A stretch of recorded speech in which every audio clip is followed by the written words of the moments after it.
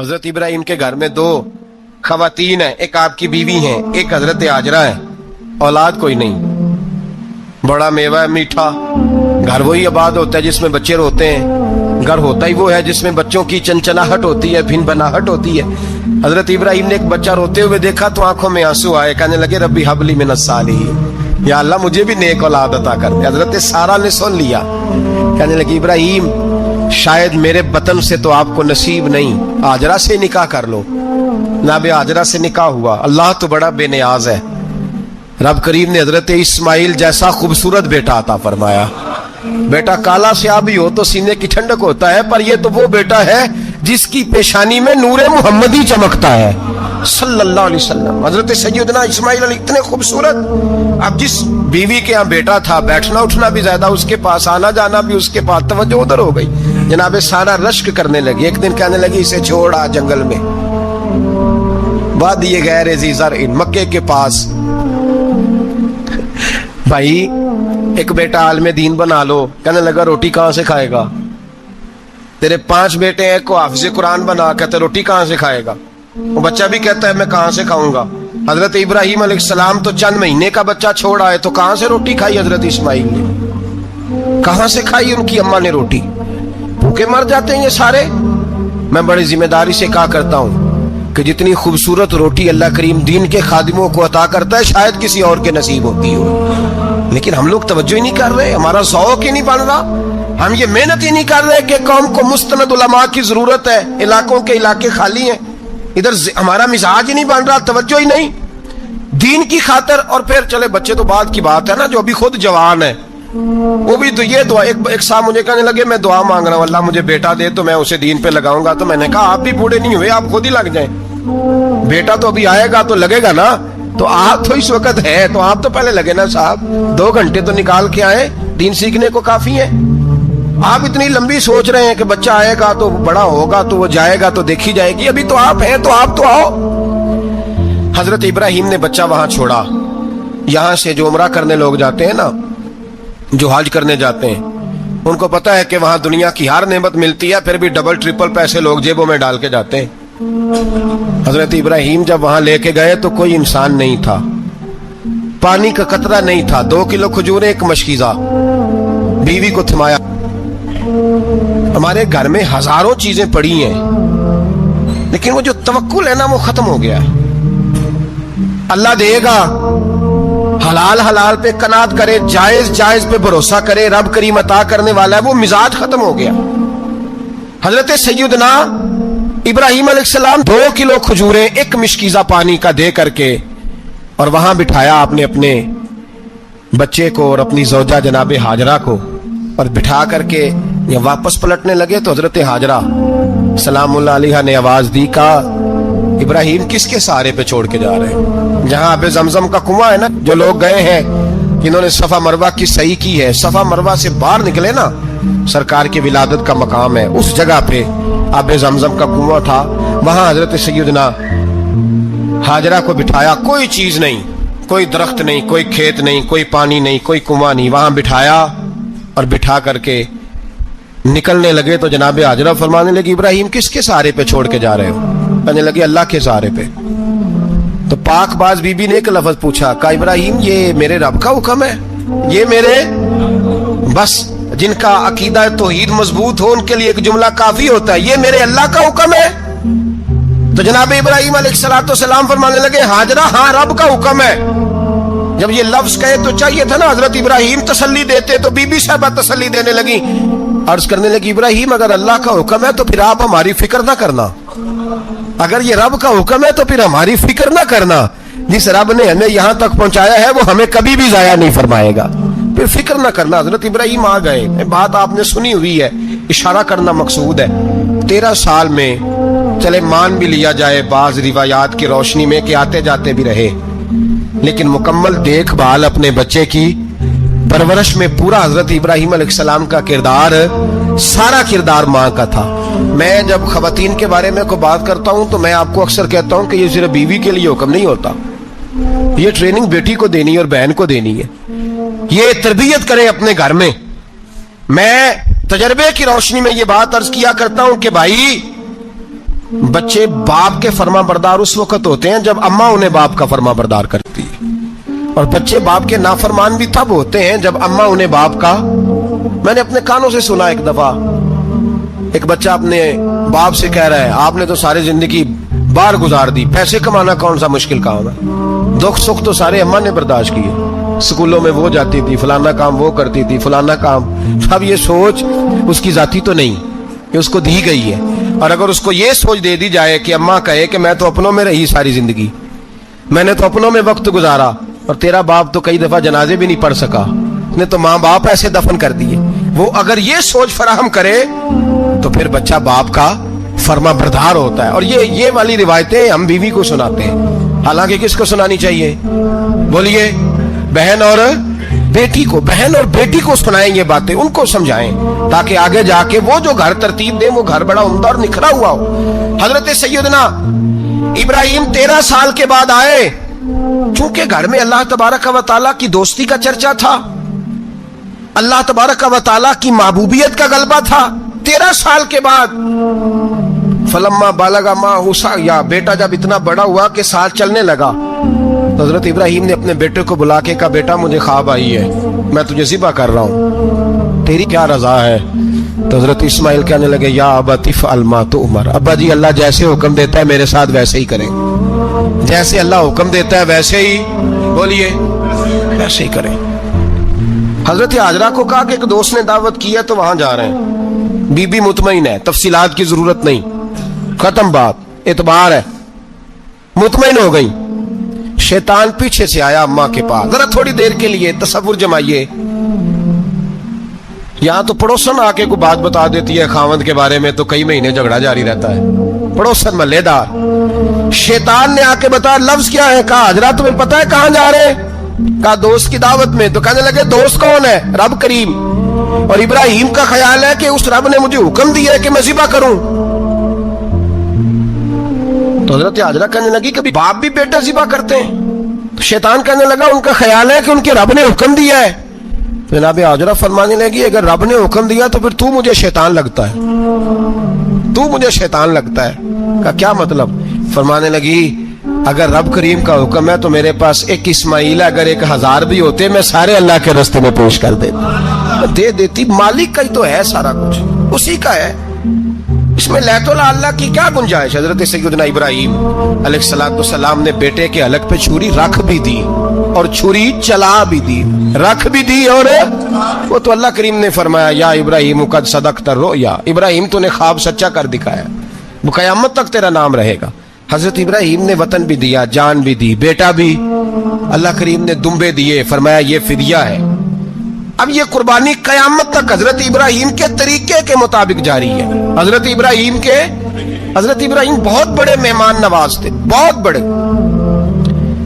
آپ جب مصر میں قیام تھا تو بڑے بڑے لمبے چوڑے لنگر پکتے تھے، لوگ آیا جایا کرتے تھے، بڑا تفصیل کے ساتھ کھانا ہوتا تھا. مہمان نوازی آپ کی خاص صفت مبارکہ ہے. ہمارے ہاں بھی مہمان نوازی ہوتی ہے امیروں کی، بلکہ اب تو مہمان نوازی اس طرح کی ہے کہ کل تیری میرے پاس دعوت ہے اور پرسوں میری تیرے پاس ہے. وہی امیروں میں وہ چکر رہتا ہے، پارٹیاں دوست ایک دوسرے کو ڈالتے ہیں، تیری طرف پارٹی تیری طرف. اور اسی انداز میں اب یہ عید آئے گی نا، ٹکا پارٹیاں ہوں گی جگہ جگہ، اور لوگ سوال پوچھنے لگے ابھی سے، کہتے ہیں قربانی کا کتنا گوشت گھر رکھنا جائز ہے؟ قربانی کا کتنا گوشت گھر رکھنا جائز ہے؟ سارا ہی جی ہاں، اس لیے فریزر لے لیں، فریج سے نہیں کام چلے گا. سارا ہی جہاز گھر رکھنا سارا ہی جائز ہے، رکھ لیں. اور خدا کے بندے قربانی وہ بندہ دیتا ہے جو سارا سال ہی گوشت کھاتا ہے.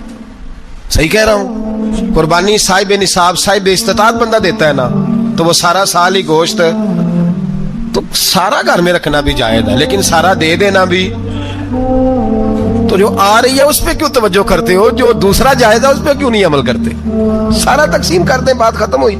یقین کریں محرم میں جا کے دوست ٹیلی فون کر کے سوال پوچھتے ہیں، کہتے ہیں صاحب سنا ہے قربانی کا گوشت محرم میں کھانا جائز نہیں. میں کہ نہیں، ربیع الاول چ بھی جائز جے، رجب رمضان تک کھاؤ، کوئی بندہ نہیں منع کرتا. اس لیے کہ کسی کو دینا تو پسند ہی نہیں. یا پھر اس میں سے جو خاص چیزیں ہیں وہ اپنی فریج میں، اور باقی جو ہے وہ دوسروں کے لیے. یہ کیا طریقہ ہے ہمارا؟ قربانی اسلام کا ایک خوبصورت ترین عمل ہے، یہ محبوب ترین عبادت ہے اللہ تعالیٰ کی۔ قربانی اپنی فضیلت کے لحاظ سے، عظمت کے لحاظ سے، اپنی بلندیوں کے لحاظ سے دین میں بڑا مقام رکھتی ہے، لیکن ہر چیز کا رنگ روپ بدل دیا جاتا ہے نا، چونکہ قربانی چلی آ رہی تھی حضرت ابراہیم خلیل اللہ علیہ السلام سے، تو اہل عرب جو تھے مشرکین مکہ قربانی کا تعارف وہ بھی رکھتے تھے، پر وہ قربانی کی حقیقت کو، قربانی کی حکمت کو، قربانی کے حسن کو، قربانی سے پھوٹنے والی روشنی کو سمجھنے سے ناآشنا تھے۔ وہ کیا کرتے تھے کہ جب وہ کوئی قربانی کا جانور ذبح کرتے تو اس کا جو خون ہوتا وہ بیت اللہ شریف کی دیواروں کے ساتھ مل دیتے۔ قربانی کے جانور کا جو گوشت ہوتا وہ لا کے بتوں کے سامنے رکھتے کہ یہ خون کعبے کی دیوار سے خون ملنے سے اور بتوں کے آگے گوشت رکھنے سے شاید ہماری قبولیت ہو جائے گی، ہم نے جانور ذبح کیا ہے۔ کمال ہے میرے رب کریم کی کتاب کا انداز بھی۔ قرآن مجید مختصر الفاظ کے اندر، مختصر جملوں کے اندر، اجمال کے اندر اتنی بڑی تفصیل بیان کر دیتا ہے کہ انسان کے ذہن کے، دل کے، دماغ کے دریچے کھل جاتے ہیں۔ اللہ کھانے پینے سے پاک ہے، بے نیاز ہے مالک۔ رب کریم نے فرمایا لن ینال اللہ لحومها، فرمایا ہرگز نہیں پہنچتا اللہ کی بارگاہ میں تمہارا گوشت، ولا دماؤها، اور نہ ان کے خون، نہ اس جانور کا گوشت اللہ کی بارگاہ میں پہنچتا ہے، نہ خون پہنچتا ہے۔ تو مالک پہنچتا کیا ہے؟ ولیکن ینالہ التقوی منکم، بلکہ رب کی بارگاہ میں تو تمہارے دلوں کا تقوی پہنچتا ہے۔ تمہارے دل میں کیا ہے، تم اپنے رب کی رضا کتنی چاہتے ہو، یہ بات جاتی ہے۔ گوشت اور خون تو یہاں رہ گیا، فرمایا نہ اللہ کی بارگاہ میں خون پہنچ رہا ہے جانور کا، نہ گوشت پہنچ رہا ہے، دل کا تقوی پہنچ رہا ہے۔ معنی کیا ہے کہ جانور خریدتے وقت بھی اپنے دل سے پوچھ لینا تیرا دل کیا کہتا ہے، نیت کس سے جانور تو لے رہا ہے، تیرا ارادہ کیا ہے، اور جب تو ذبح کرے تو بھی اپنے دل پہ توجہ رکھ، تیرے دل میں اس کے لیے کیا ہے، تیرے دل کے اندر تقوی کتنا ہے، اللہ کی رضا حاصل کرنے کا جذبہ کتنا ہے۔ اور جب تو اس کا گوشت بانٹے تو پھر بھی تیری نظر آنے والے بندے پر نہیں ہونی چاہیے، جس گھر میں گوشت جا رہا ہے اس گھر پر تیری نظر نہیں ہونی چاہیے، بلکہ تیری نظر تو رب کی رضا پہ رہنی چاہیے۔ اللہ کی بارگاہ میں جو چیز جائے گی وہ دل کا تقوی جائے گا، اپنے دل پر محنت کی جائے، دل کی خواہشات، دل کی نیتوں کو، ارادوں کو صحیح کیا جائے۔ ایک آیت نے سارا فلسفہ بیان کر دیا کہ نہ وہاں خون جاتا ہے نہ گوشت جاتا ہے، وہاں تو تمہارے دل کا تقوی جاتا ہے، تو جس چیز نے وہاں جانا ہے اس پر زیادہ توجہ ہونی چاہیے تھی، اس کا زیادہ خیال ہونا چاہیے تھا۔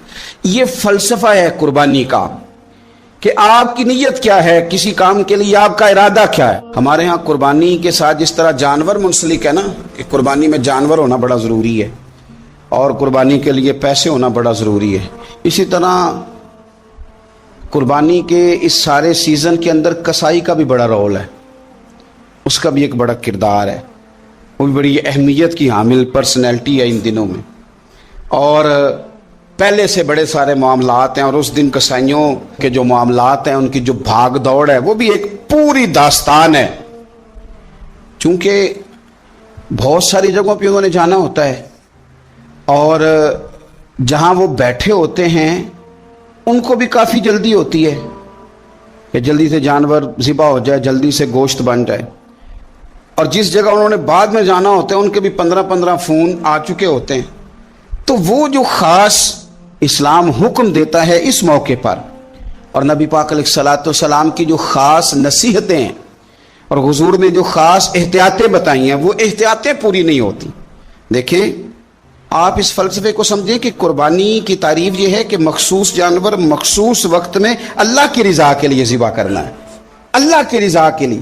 اب یہ نہیں ہے کہ آپ نے فٹافٹ آؤ دیکھا نہ تاؤ دیکھا، جس طرح کی چھری آپ کو مل گئی، جس طرح ہو سکا بس اس کو مار دینا ہے، اسے ذبح کرنا ہے اور اچھے طریقے سے کرنا ہے۔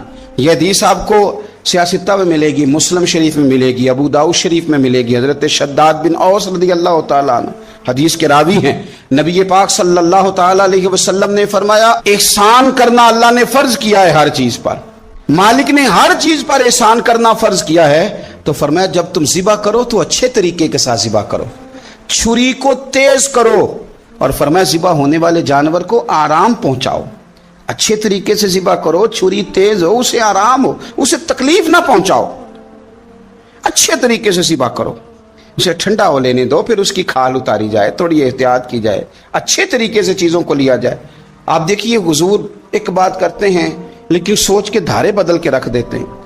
रसूल करीम सल्लल्लाहु अलैहि वसल्लम गुजर रहे थे तो एक शख्स ने बकरी के पहलू पर पैर रखा हुआ था और वो छुरी तेज कर रहा था, यानी बकरी को उसने गिराया हुआ है, लिटाया हुआ है और पहलू पर पैर रखा हुआ है और साथ साथ वो छुरी तेज कर रहा है।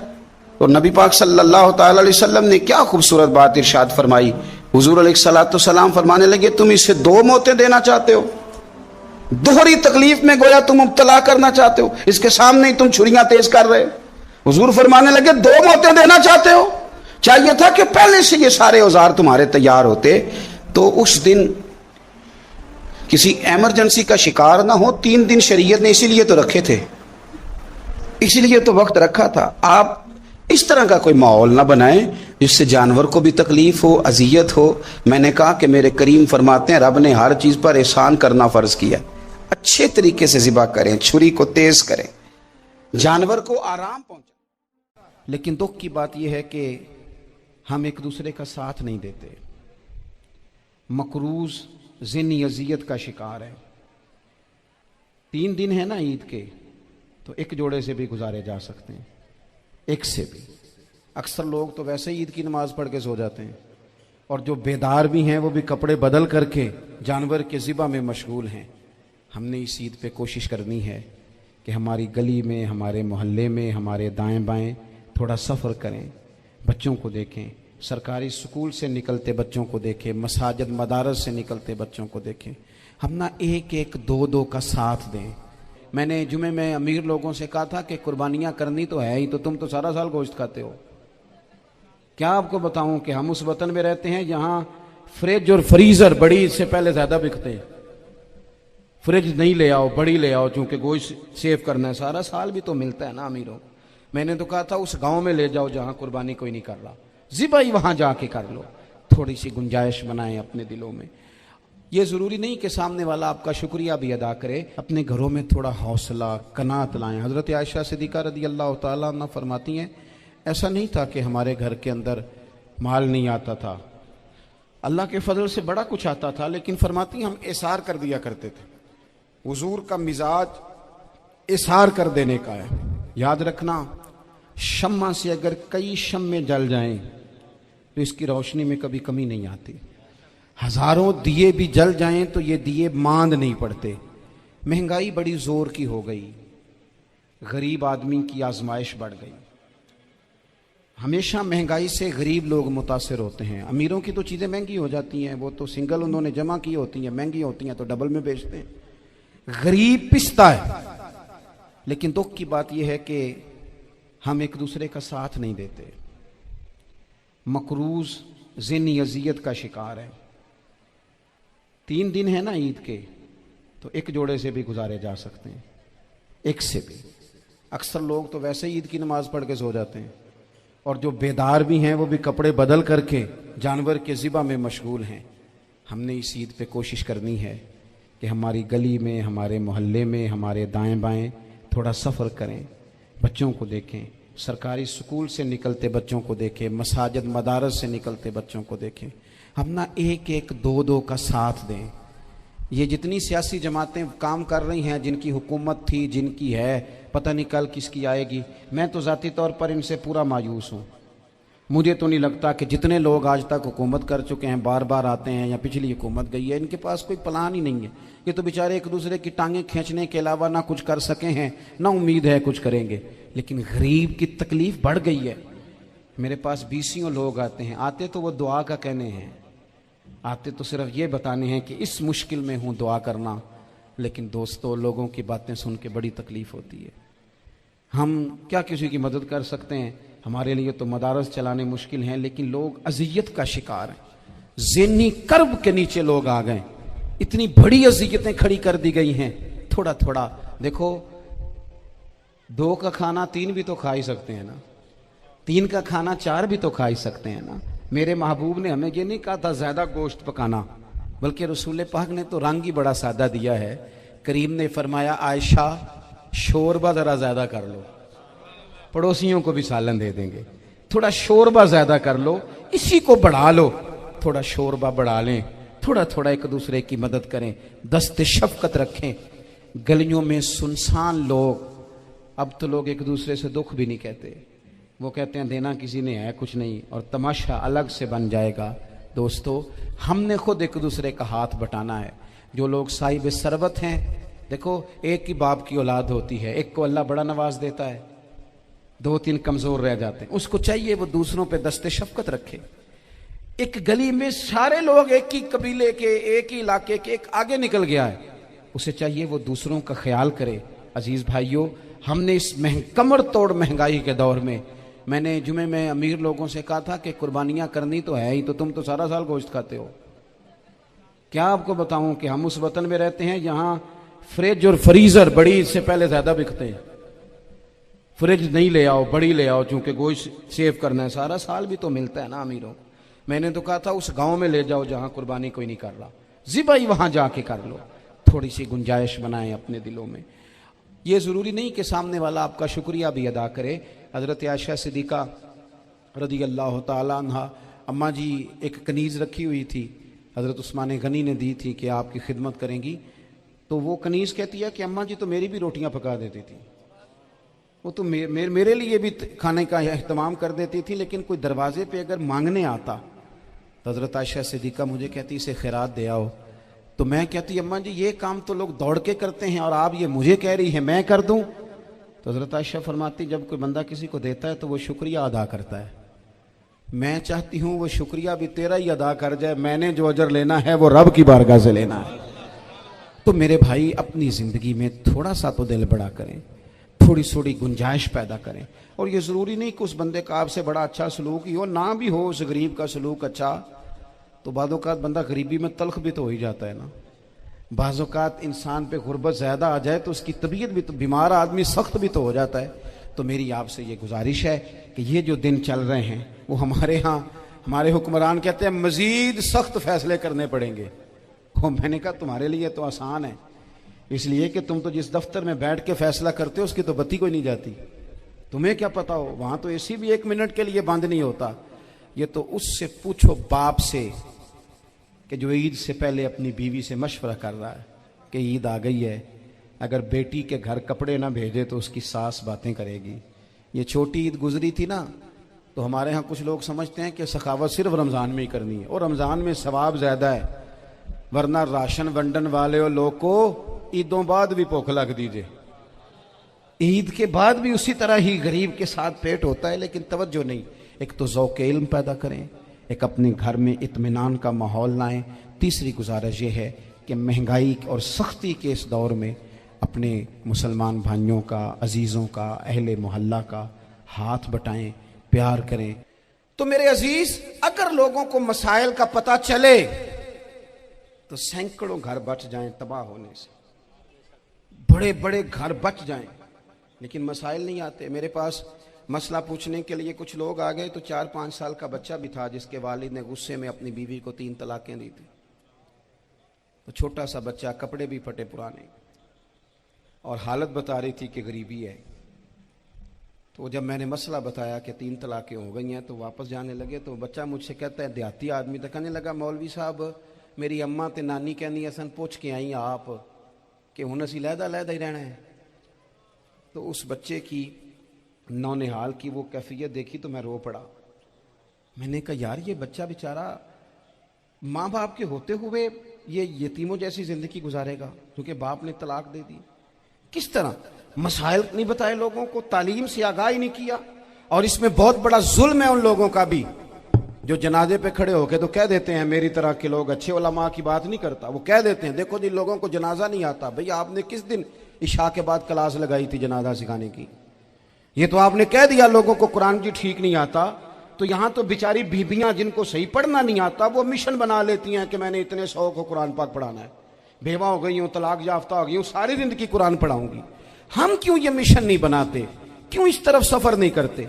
ایک تو دینی معلومات میں، دینی علوم میں اپنے آپ کو لگائیں اور ذوق پیدا کریں کہ جو چیزیں مجھے نہیں آتی میں نے وہ سیکھنی ہے، جو معاملات مجھے نہیں آتے میں نے ان کی طرف سفر کرنا ہے. ایک تو اپنا یہ مزاج بنائیں. اور جب آپ دینی علوم سیکھتے ہیں تو پتہ ہے کون سا منظر قائم ہوتا ہے؟ منظر وہ بنتا ہے کہ حضرت ابو ہریرہ بھی دین سیکھا کرتے تھے، حضرت عبداللہ ابن عمر بھی اصحاب صفہ میں رہا کرتے تھے، حضرت انس بن مالک بھی رہا کرتے تھے. اور ایسا منظر بنتا ہے کہ حضرت سیدہ خدیجہ الکبریٰ رضی اللہ تعالیٰ عنہ فرماتی ہیں سیدہ فاطمہ حضور کی گود میں بیٹھی ہوتی تھی اور نبی پاک سے باتیں پوچھتی تھی اور حضور انہیں بتا رہے ہوتے تھے. سیدہ عائشہ حضور سے دین کی باتیں پوچھتی. چوتھا حصہ ہماری فقہ کے اصول حضرت فاطمہ کی، حضرت عائشہ صدیقہ کی مرویات پر مبنی ہیں. اگر ہماری بچیاں چھوڑ دیں ڈائجسٹ پڑھنا، چھوڑ دیں ادھر ادھر کی مووی دیکھنا اور وہ کتاب و سنت پر آ جائیں تو بہت سارے مسائل ایسے ہیں جو الجھنے سے پہلے ہی سلجھے ہوئے ہوں. دینی تعلیم کا مزاج اور ذوق. اور دوسری آیت کریمہ میں نے تلاوت کی، اللہ کریم نے قرآن مجید میں فرمایا یا ایھا الذین آمنوا قوا انفسکم واہلیکم نارا، اے ایمان والو خود بھی دوزخ کی آگ سے بچو اور اپنے گھر والوں کو بھی بچاؤ. او والد، وہ ماں جو بچوں کو بھوک سے بچانے کے لیے محنت کرتی ہے، ان کو مایوسی سے بہت سارے ماں باپ ایسے ہوتے ہیں جن کے پاس کپڑے لینے کے پیسے نہیں ہوتے عید پہ. کیوں؟ اذان شروع ہوگی جی. عزیز بھائی، جس طرح ہم اپنے بچوں کو دیکھیں، بہت سارے ماں باپ کے پاس گنجائش نہیں ہوتی، لیکن اس نیت سے کہ بچوں کے دل ٹوٹ جائیں گے، عید پہ کیسے گزارا کریں گے، مشکل سے بھی کپڑے خرید کے دیتے. اس طرح ہم اپنے بچوں کو بھوک سے، پیاس سے، مایوسی سے بچاتے ہیں. اس طرح ہمارے رب نے ہمارے ذمے لگایا ہے کہ تم اپنے بچوں کو کوشش کرو دوزخ کی آگ سے بچانے کی. حضرت عمر فاروق رضی اللہ تعالیٰ عنہ نے عرض کیا تھا یا رسول اللہ صلی اللہ تعالیٰ علیہ وسلم، اس آیہ کریمہ کا معنی کیا ہے؟ تو محبوب کریم علیہ السلام نے فرمایا عمر، جن چیزوں کا اللہ تمہیں حکم دیتا ہے تم اپنے گھر والوں کو ان چیزوں کا حکم دو، جن چیزوں سے رب رسول تمہیں منع کرتے ہیں اپنے گھر والوں کو ان سے روکو، اپنے گھر کے اندر نفاذ دین کرنے کی کوشش کرو. میرے بھائی، بہت زیادہ آزمائش ہے ہمارے گھروں میں، بے چینیاں ہیں، اضطراب ہے، بچوں میں سختی ہے، بہن بھائی ایک دوسرے کے ساتھ لڑتے ہیں، مزاجوں میں تلخی آ گئی. کیوں بھلا؟ اس لیے کہ ماں باپ کو جو بہترین کردار اور جو حسین طریقہ گھر میں اپنانا چاہیے تھا، بچے تقریر باہر سے سنتے ہیں لیکن وہ فالو اپنے ماں باپ کو کرتے ہیں. اگر ماں باپ میں حوصلہ ہو، صبر ہو، اطمینان ہو، خودداری ہو، تھوڑے پر گزارا کرنے کا مزاج ہو. دیکھیں نا، آج ڈپریشن ہے، ٹینشن ہے، پینکس اٹیکس ہیں، بڑی ساری چیزیں آ گئی ہیں. کیوں بھلا؟ صبر نہیں، تحمل نہیں، بردباری نہیں. آزمائے. ایک دن ایک بچہ میرے پاس آ گیا مدرسے کا اور آ کے وہ رونے لگا. میرے گھر والے کہنے لگے کھانا چھوڑ دیں، پہلے اس کی بات سن لے. میں نے کہا پتر کیا ہوا؟ کسی نے مارا ہے کسی استاد نے؟ کہنے لگے نہیں حضرت، گھر فون کیا تھا تو میری اماں اور ابا کی لڑائی ہو رہی ہے. بچہ کانپ رہا ہے، ٹانگیں کانپ رہی ہیں. میں نے کہا کیا ہو کیا گیا تمہیں پتر؟ لڑائی ہو رہی ہے تو گھروں میں ہو ہی جاتی ہے. کہنے لگے نہیں، آپ کو پتہ نہیں، وہ بڑا سخت لڑتے ہیں. میرے والد جب میری والدہ کو مارنے کے لیے آگے بڑھتے ہیں تو ہم سارے چارپائیوں کے نیچے چھپ جاتے ہیں. ہمیں خوف آتا ہے، وہ منظر خطرناک ہوتا ہے. یہ کون تکلیف دے رہا ہے اپنے بچوں کو؟ یہاں بیٹھے ہمارے ہاں میلوں دور رہتے تھے اس کے گھر والے، تو وہ تکلیف میں تھا، تو گھر میں کیا کیفیت ہوگی؟ اگر حوصلہ ہو، صبر ہو، قناعت ہو، اللہ کے دیے ہوئے تھوڑے رزق پر ہمیں راضی رہنا آتا ہو، ہمارے گھروں میں سکون آئے، اطمینان آئے. ہم جو زندگی بڑی خوشی خوشی گزار سکتے ہیں، ہمارے مزاجوں کا لالچ، ہماری طبیعتوں کی بے راہ روی، ہماری جھوٹی انا کا بت، ان ساری چیزوں کو ختم کر دیتا ہے. اپنی زندگی کے اندر اگر ہم وہ کردار اپنے بچوں کو دیں، تھوڑا شوربہ بڑھا لیں، تھوڑا تھوڑا ایک دوسرے کی مدد کریں، دست شفقت رکھیں. گلیوں میں سنسان لوگ، اب تو لوگ ایک دوسرے سے دکھ بھی نہیں کہتے، وہ کہتے ہیں دینا کسی نے ہے کچھ نہیں، اور تماشا الگ سے بن جائے گا. دوستو، ہم نے خود ایک دوسرے کا ہاتھ بٹانا ہے. جو لوگ صاحب ثروت ہیں، دیکھو ایک ہی باپ کی اولاد ہوتی ہے، ایک کو اللہ بڑا نواز دیتا ہے، 2-3 कमजोर रह जाते हैं, उसको चाहिए वो दूसरों पे दस्ते शफकत रखे। एक गली में सारे लोग एक ही कबीले के, एक ही इलाके के, एक आगे निकल गया है, उसे चाहिए वो दूसरों का ख्याल करे। अजीज भाइयों, हमने इस कमर तोड़ महंगाई के दौर में, मैंने जुमे में अमीर लोगों से कहा था कि कुर्बानियां करनी तो है ही, तो तुम तो सारा साल गोश्त खाते हो। क्या आपको बताऊं कि हम उस वतन में रहते हैं जहां फ्रिज और फ्रीजर बड़ी इससे पहले ज्यादा बिकते हैं।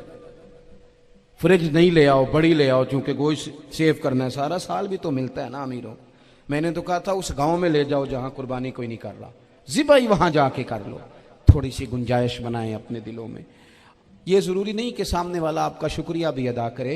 हज़रत आयशा सिद्दीक़ा रज़ी अल्लाह ताला अन्हा, अम्मा जी एक कनीज़ रखी हुई थी, हज़रत उस्मान गनी ने दी थी कि आपकी खिदमत करेंगी, तो वो कनीज़ कहती है कि अम्मा जी तो मेरी भी रोटियां पका देती थी, वो तो मेरे लिए भी खाने का एहतमाम कर देती थी, लेकिन कोई दरवाजे पे अगर मांगने आता तो हज़रत आयशा सिद्दीक़ा मुझे कहती इसे खैरात दे आओ, तो मैं कहती अम्मा जी ये काम तो लोग दौड़ के करते हैं और आप ये मुझे कह रही है मैं कर दूं।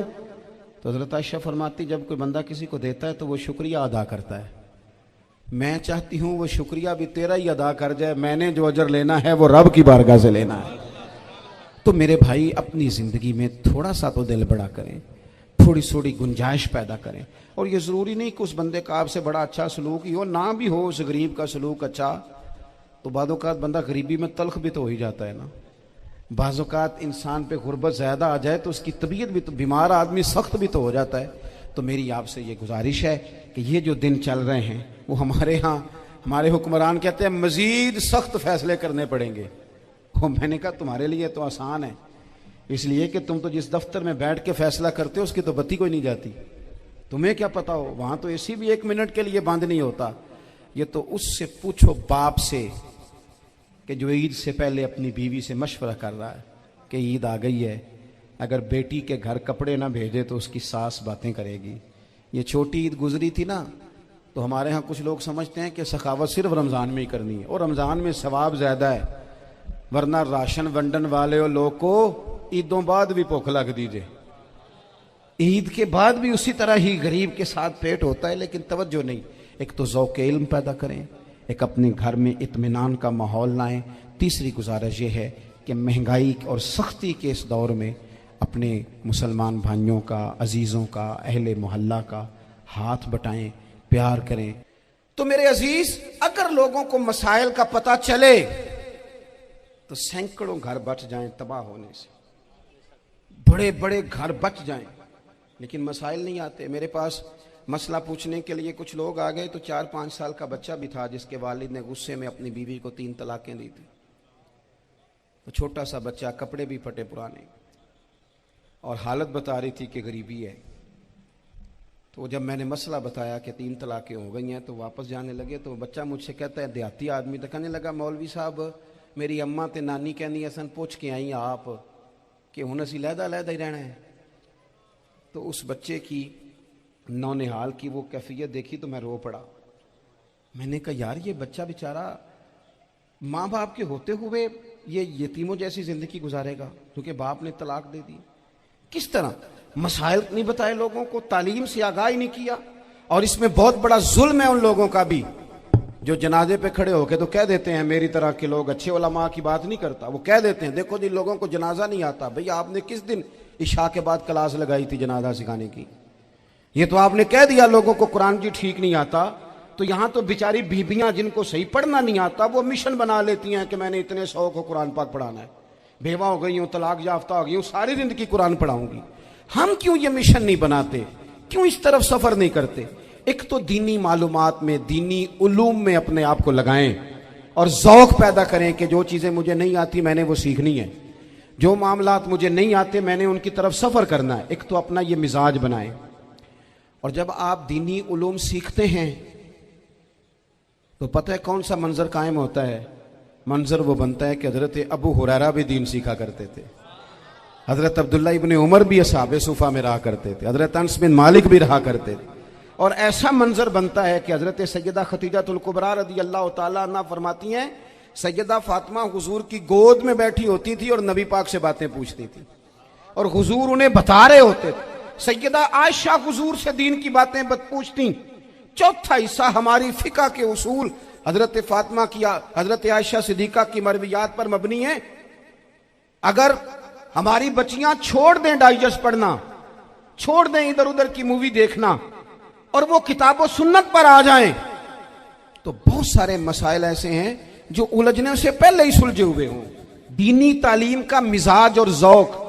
और दूसरी आयत करीमा मैंने तिलावत की, अल्लाह करीम ने कुरान मजीद में फरमाया, या अय्युहल्लज़ीना आमनू कू अनफुसकुम व अहलीकुम नारा, ऐ ईमान वालों खुद भी दोज़ख की आग से बचो और अपने घर वालों को भी बचाओ। ओ वालिद, वो माँ जो बच्चों को भूख से बचाने के लिए मेहनत करती है, उनको मायूसी से बहुत सारे माँ बाप ऐसे होते हैं जिनके पास कपड़े लेने के पैसे नहीं होते ईद पे। क्यों? अजान शुरू होगी जी। अजीज भाई, जिस तरह हम अपने बच्चों को देखें, बहुत सारे माँ बाप के पास गुंजाइश नहीं होती, लेकिन इस नीयत से कि बच्चों के दिल टूट जाएंगे, ईद पे कैसे गुजारा करेंगे, मुश्किल से भी कपड़े खरीद के देते। इस तरह हम अपने बच्चों को भूख से, प्यास से, मायूसी से बचाते हैं। इस तरह हमारे रब ने हमारे ज़िम्मे लगाया है कि तुम अपने बच्चों को कोशिश करो दोज़ख की आग से बचाने की। हज़रत उमर फ़ारूक रदी अल्लाह ताला अन्हु ने अर्ज़ किया था, या रसूल अल्लाह सल्लल्लाहु ताला अलैहि वसल्लम, इस आया करीमा का माना क्या है? तो महबूब करीम अलैहिस्सलाम ने फरमाया, उमर, जिन चीज़ों का अल्लाह तुम्हें हुक्म देता है, तुम अपने घर वालों को उन चीज़ों का हुक्म दो। जिन चीज़ों से रब रसूल तुम्हें मना करते हैं, अपने घर वालों को उनसे रोको। अपने घर के अंदर निफाज़े दीन करने की कोशिश करो। मेरे भाई, बहुत ज़्यादा आजमाइश है हमारे घरों में, बेचैनियाँ हैं, इज़्तिराब है, बच्चों में सख्ती है, बहन भाई एक दूसरे के साथ लड़ते हैं, मिजाजों में तलखी आ गई। क्यों भला? इसलिए कि माँ बाप को जो बेहतरीन किरदार और जो हसीन तरीका घर में अपनाना चाहिए था, बच्चे तकरीर बाहर से सुनते हैं लेकिन वो फॉलो अपने माँ बाप को करते हैं। अगर माँ बाप में हौसला हो, सब्र हो, इत्मीनान हो, खुददारी हो, थोड़े पर गुजारा करने का मिजाज हो। देखे ना, आज डिप्रेशन है, टेंशन है, पैनिक्स अटैक्स हैं, बड़ी सारी चीजें आ गई। क्यों भला? सब्र नहीं, तहम्मुल नहीं, बुर्दबारी नहीं। आजमाए। एक दिन एक बच्चा मेरे पास आ गया मदरसे का और आके वो रोने लगा। मेरे घर वाले कहने लगे, खाना छोड़ दें, पहले इसकी बात सुन ले। मैंने कहा, पुत्र क्या हुआ? किसी ने मारा है किसी उस्ताद ने? कहने लगे, नहीं हजरत, घर फोन किया था तो मेरी अम्मा और अब्बा की लड़ाई हो रही है। बच्चा कांप रहा है, टांगे कांप रही हैं। मैंने कहा, क्या हो क्या गया तुम्हें पुत्र? लड़ाई हो रही है तो घरों में हो ही जाती है। कहने लगे, नहीं आपको पता नहीं, वो बड़ा सख्त लड़ते हैं। मेरे वालिद जब मेरी वालदा को मारने के लिए आगे बढ़ते हैं तो हम सारे चारपाइयों के नीचे छुप जाते हैं, हमें खौफ आता है, वो मंजर खतरनाक होता है। ये कौन तकलीफ दे रहा है अपने बच्चों को? यहां बैठे हमारे यहां मीलों दूर रहते थे उसके घर वाले, तो वो तकलीफ में था, तो घर में क्या कैफियत होगी?